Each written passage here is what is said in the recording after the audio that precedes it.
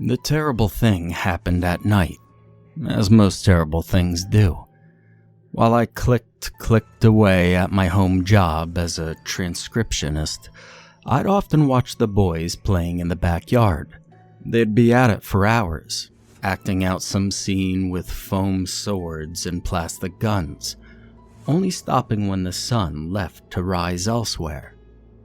Seeing Mason made me happy. He'd finally found a friend. His father left us when he was 6 months old and, more or less, held no role in his life. I mean, sure, there were the occasional visits every few years, but even those were short and feigned. Not even so much as an annual birthday card. And perhaps that was why Mason anchored himself such a secure distance from other kids, a point driven home by his 5th grade teacher and several others. Part of me didn't blame him. Kids in school, especially the ones I can recall, weren't the friendliest bunch. I mean, if you were lucky, you could pick out the sharks from the minnows and avoid them. But honestly, they all looked the same, twined together in the same concrete box. "Please give him a best friend," I'd whisper at my bedside every night, sending out the same message to God, or at least to something just as benevolent to hear my prayer. "Give my son his first best friend, please." And then, one day, much to my wonderment, Mason brought Todd home for a playdate. He was a petite boy with mismatched clothes, unkempt hair, and the bluest eyes that you'd ever seen. I was ecstatic, relieved that my son had finally cracked open his shell and found a buddy. "I saw him at the park," Mason told me when I asked how they met. "He was sitting alone at the swings. Like, he was sad. And when he saw me on my bike, he waved and I waved back. And then we hung out and he was really cool."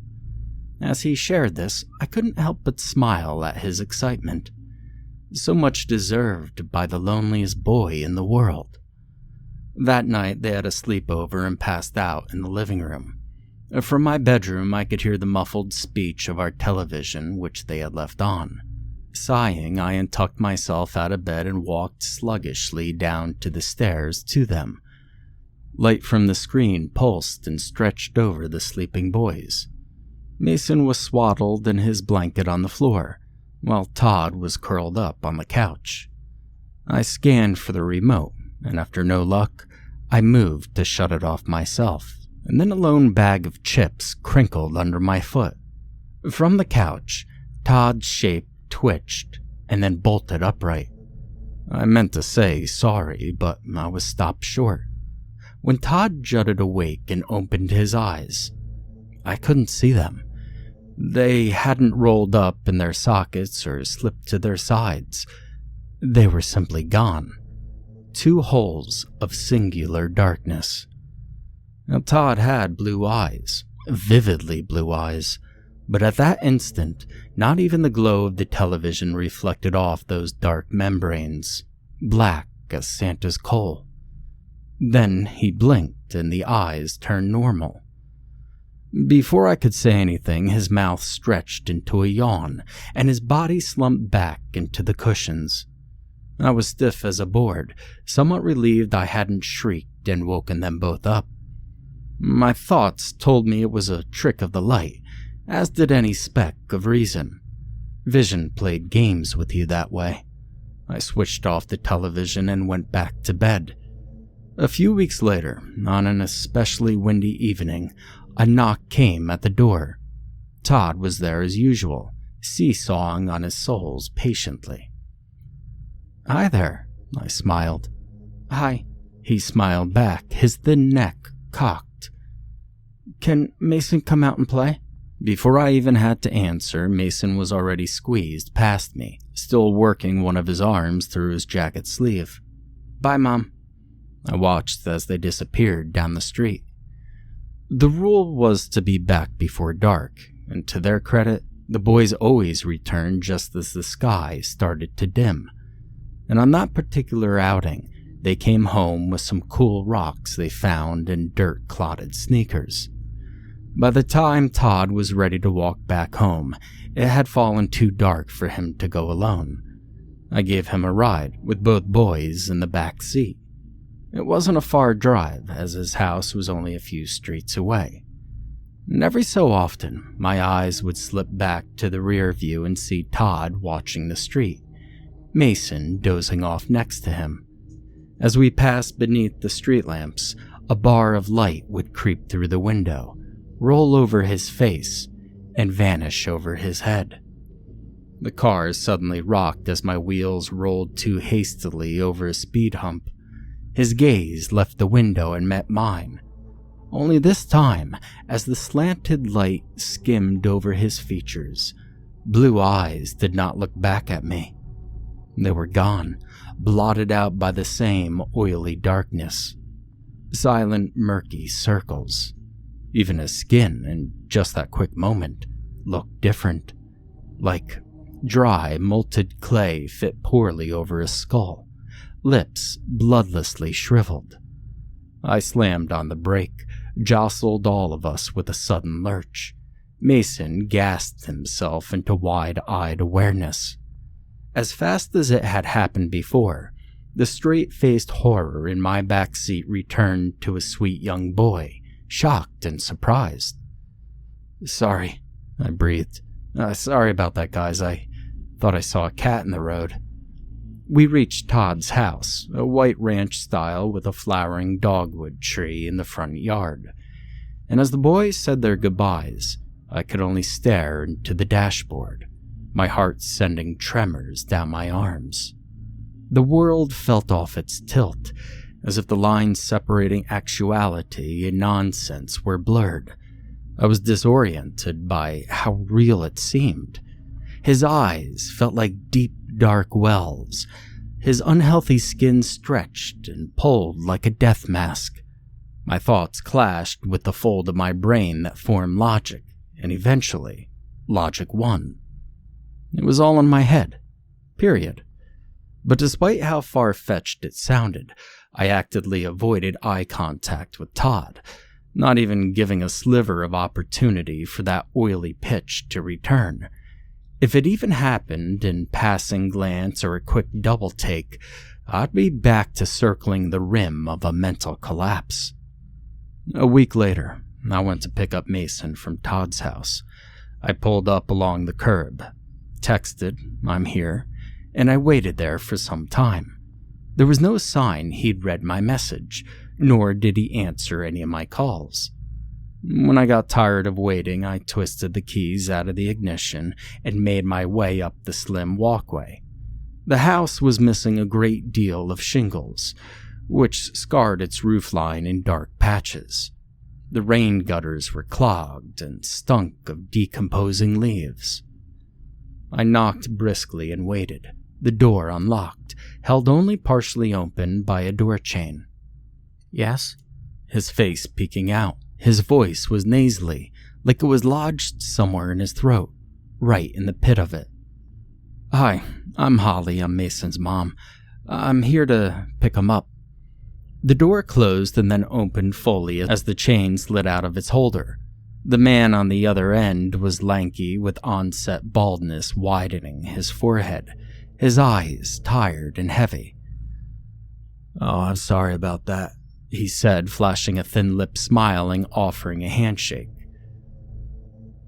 David, the boys are probably still on their way back, but they'll be here any minute now. You could come inside and wait if you'd like.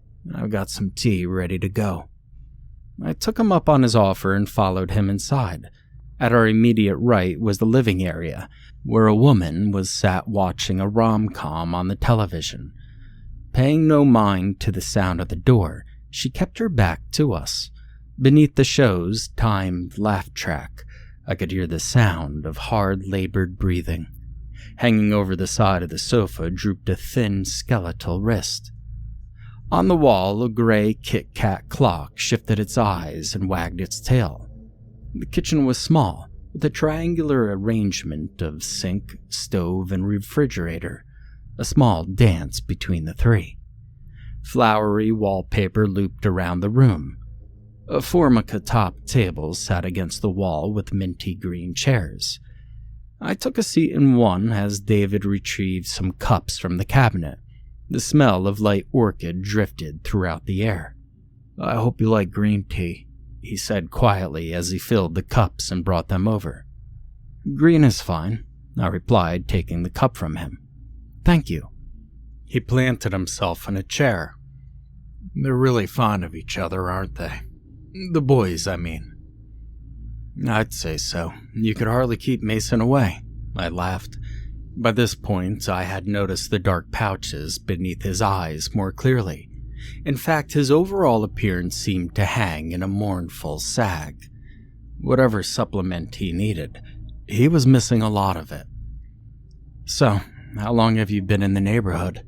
I asked for the sake of conversation.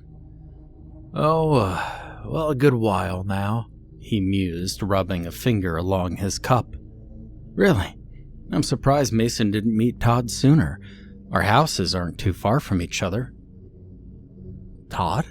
he asked, as though needing a moment to remember his own son's name. "Oh, yeah.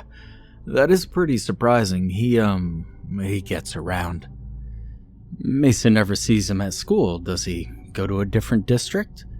Lines creased his mouth. "School, well, we..." From the living room, a harsh guttural coughing reached us. David's neck swiveled towards the sound. "Excuse me, my wife needs me." He left his chair and hastily went to her. And not long after that, the front door opened as Todd and Mason arrived. As we said our goodbyes to David and his silent wife, he clasped my hand in a tight shake. "It was very nice to meet you, Holly. Really, it was." When he released his grip, I realized something was left in my palm. When we were back in the car, I folded it open. "What's that, Mom?" Mason asked. "Oh, it's nothing, sweetie." I smiled back at him, placing the crumbled note in my lap. A phone number, a time to call, and the word help scribbled into its loose leaf. It was nightfall when I unfurled and read it again. I was in the backyard occupying a seat at our fire pit, my cell phone in one hand and a cigarette pinched in the other. The note said to call at 8, which was only 5 minutes away. As the time drew closer, my chest grew tighter with anxiousness. Moments ago, I'd snuck into my own room, pulled out the bottom shelf of my dresser, and unearthed the pack of Marlboros hidden there. 3 years I'd been without them. In 3 years, I'd kept my promise to Mason to stop smelling like an ashtray. But tonight, shamefully, they were the only thing holding me together. When the clock on my phone pulsed 8, I took a long drag on the cigarette and dialed the number. The tone churred in and out a few times and finally connected. "Hello?" David's voice chattered on the other end. "Who is this? Right now?" My heart rattled in my throat. "It's Holly, Mason's mom." The voice exhaled and returned briskly. "I need you to listen to me, okay? Are you listening?" "Yes, I'm listening." "Keep it away from your boy." The fire pit popped and spat a few embers. "Keep what away? What are you talking about?" "Listen," he snapped, a manic weight to his words. "Don't let Mason come over here anymore. It isn't safe for him. Don't even let it go over there. You have to stop this now." Twisted my neck back towards the house and then leaned forward in my chair. "Are we talking about your son, right?"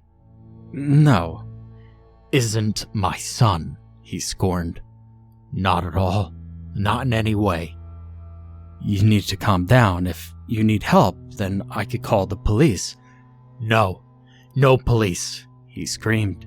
His voice was so tight and stressed that it splintered on the other end. "It will take more from her if you do that. My wife, she can't handle much more. It's taking something from her, taking something from me. We can't get rid of it now. And it's too late for us, but Not for you. You can stop this." He started to weep and muttered to himself. "It came to our door to use the phone. Why did we let it in? Why did we let it use the phone?" Something stirred in his background. He paused and then whispered, "Keep it away from him." And then he hung up. I'm not sure how long I sat out there, but it was long enough for the flames to shrink into powdery mounds. When I entered the house again, Mason was on the couch with his tablet. "You smell weird," he said, taking note of me. "It's the fire pit," I lied, my thoughts too heavy to muster anything else. He flashed me a big smile and tactfully asked, "Can I have a sleepover at Todd's this weekend?" "No," I answered stiffly. "That isn't going to work." "Why not?" he persisted. "Todd always sleeps over here. Why can't we go to his house?" "Because, Mason," I said no. That's the end of the story. He shot an icy look of defiance at me. "Fine. Then he'll sleep over here then." "No, he won't. We're going to take a break from Todd for a while." His jaw opened, flabbergasted. "You can't do that." "I just did," I said, perhaps a little too matter-of-factly. As I walked back up the stairs, I could feel the burn of his eyes watching me on every step. Both of our nights now ruined. David's deranged garble on the phone sat with me for the rest of the night. I had no idea what to do, what to fix, what to think. Keep it away. It isn't safe for him. The message, so vague but also desperately clear. I had to keep Mason safe. That was all that mattered. The next day, after Mason was back from school, I sat him down on the couch. "Mason, look, I'm sorry for last night," I said. "I was very stressed, but that's not the way I want us to speak to each other again, okay?" His eyes naturally scanned the floor. "Okay. I love you, Mason, and no matter what, I want you to be safe, so there's a few things I need to know about Todd. Can you do that for me?" He nodded again, his sneakers softly kicking the backpack slumped on the carpet. "Did he ever act weird or strange to you?" His head shook. "What about his parents? Did he act different around them at all?" Same answer. I wasn't sure how to word the next question, but I did my best anyway. "Did he ever do something with his eyes?" This time, Mason nodded. My heart squeezed itself smaller. I wanted so much to change the subject, to retreat to the kind cadence of sanity, but I had to know more. I had to protect my son. "What did he do with his eyes?" "A trick," Mason replied hesitantly. "Told me not to tell anyone, though, okay?" "Well, you have to tell me." His lips crinkled, trying to keep the secret zipped up. Then he finally spoke.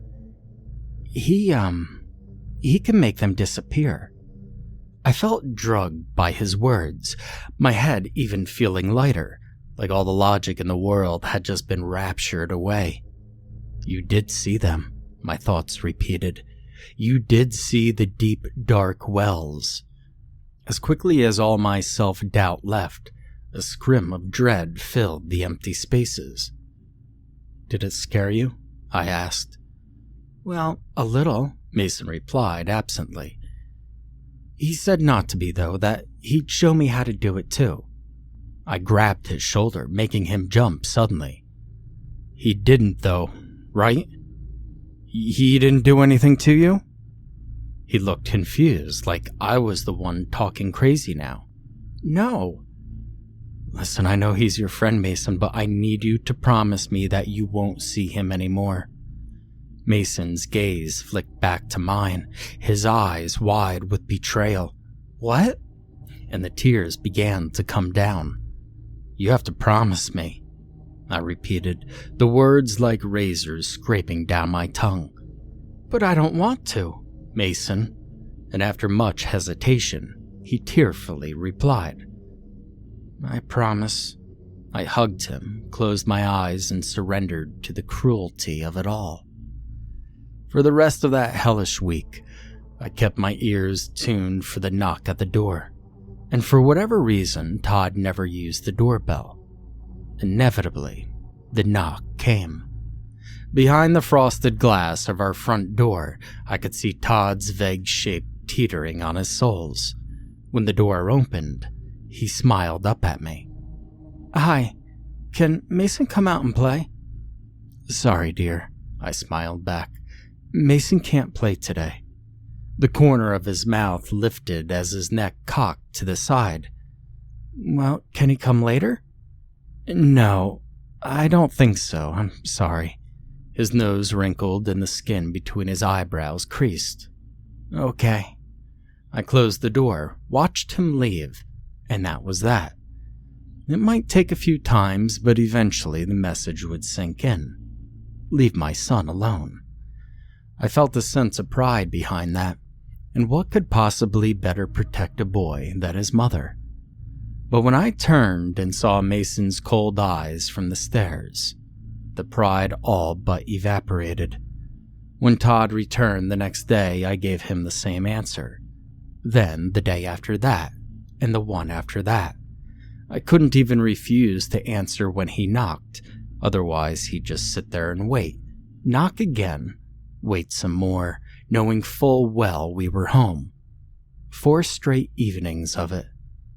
And poor Mason, he had every right to despise me for this.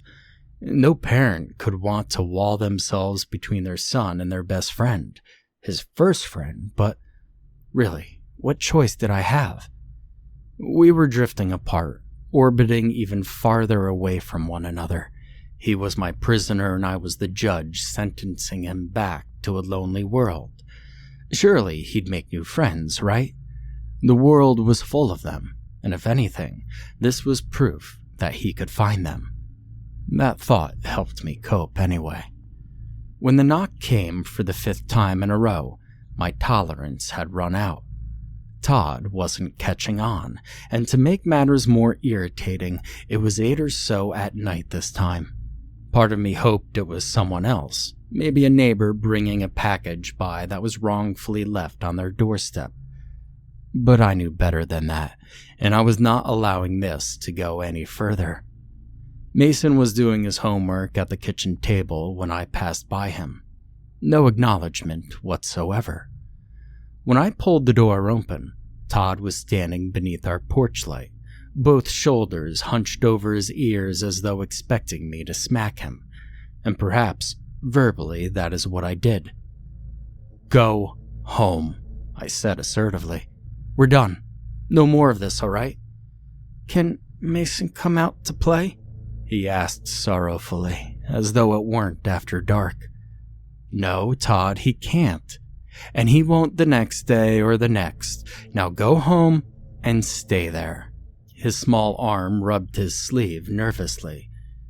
It's really dark and I don't want to walk home alone. Can I use your phone to call my parents? I felt absolutely cruel, but I also knew the game that he was trying to play. You walked here on your own. You can walk back on your own. And then, as I moved to close the door and end the conversation, Todd made his eyes disappear. The darkness washed over them quickly and seemed actually to curdle in his sockets. A thickening, horrible texture. His face became milky wax, the sad child disappearing behind it. Beads of perhaps sweat dripped from his temples, and one ran into his eye and vanished into the void. I want to come inside, he spoke, the sorrowful note in his voice also gone. My heart slacked to a slow throb. I felt the need to pinch my side, to tweak it hard enough to draw blood and wake me from this moment. Between the dead, shriveled lips, I could see the decayed tips of black teeth. Can I please come inside? He asked. No, I said semi-reactively. His black, craving eyes narrowed at me, and for a moment, I actually thought that they started to cry. But it was the darkness dribbling down his cheeks, oozing like oil slicks. But I just want to play with Mason. The sound of it. The sound of that horrible face saying my son's name snapped me out of the shock. I slammed the door closed and quickly locked it. Mason stood stiffly in the kitchen. His expression was only a shimmer of consciousness, vacant as a sleepwalker. Mason, look at me, honey. It's all okay. Everything's going to be okay. But his unfocused eyes were not facing me. 3 firm knocks came from the door, and when I turned to face it, a dark shape lingered behind the frosted glass. A tall figure, taller than any adult, was hunching to look inside, and from behind the single pane that separated us, its vague shape didn't move. From the other side, Todd's childish voice was still calling. "Can I please come inside? Don't you want to play, Mason? Don't you want to play?" And I could feel it watching us, like static vibrating the air. When I tried to move Mason, he refused to budge, staring with empty eyes toward the evil thing behind the glass. Heavy as he was, I scooped him up in my arms and bolted for the stairs. It won't break in, my thoughts uttered. It isn't allowed to. That much I'm sure of. If it wanted to get in, it would have by now. It needed to be invited. And I shut both of us away in the bathroom upstairs, and when the sounds of the front door finally stopped, Mason snapped out of it. He was confused, like he just missed everything that transpired, and I wasn't sure whether to consider that a blessing or not. Perhaps it was, and perhaps also, it was not God that answered my prayer. It was impossible to digest what happened that night. Sometimes I'd linger on the stairs, right on the top step, and watch the doorway, wondering if the glass would suddenly darken, if Todd's voice would slip through and ask to come inside. One night, David had left a voicemail on my phone. "She's gone," his voice whimpered. "It got what it wanted from her. Drained her dry, and now my wife won't wake up, and it's left us. I don't know what it wants from your boy, but it wants something. And no matter what, don't you let it back inside." The message cut out after that, and he still won't answer my calls. Todd never did come back, and I wouldn't have it any other way. Strangely enough, the one least affected by all of this was Mason. I was worried to see him fall back into that distant bubble, but that isn't what happened. He started to make friends with other kids around the neighborhood. New friends. Normal friends. He'd become a real social butterfly, and despite my brain ripping itself apart to understand what I had seen, I at least had that comfort to cling to. Seeing Mason happy made me happy. Lately, though, I've been feeling strange. It's been harder to feel motivated about things, let alone get out of bed in the morning. Even my appetite has started to dwindle, and day by day I've been growing increasingly sapped and lethargic. I don't know what's wrong, but it's getting worse. Mason's been helping me around the house, even going out of his way to play chef and to make me things to eat. He's a good boy, but sometimes, dear Lord, I catch something in his eyes. Something that shouldn't be there. But it's only a trick of light. Please, God, let it only be a trick of the light.